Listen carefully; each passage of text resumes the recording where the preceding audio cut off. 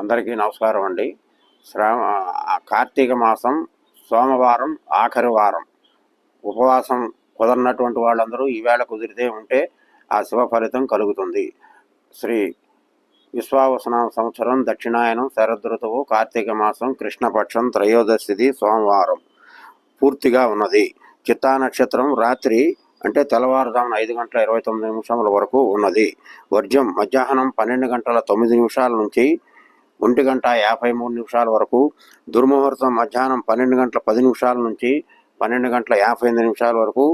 మరలా మధ్యాహ్నం 2:25 నుంచి 3:13 వరకు ఉన్నది.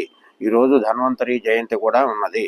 కాబట్టి అందరూ కూడా ఈ కార్తీక మాసం సోమవారం ఆఖరి వారం అందరూ కూడా శివభక్తిలో ఉండి ధ్యానించి అందరూ కూడా శివ ఫలితం కలుగు చేసుకుంటూ ఉంటారని అనుకుంటూ మరి ఒకసారి మీకు నమస్కారం చెప్తున్నాను.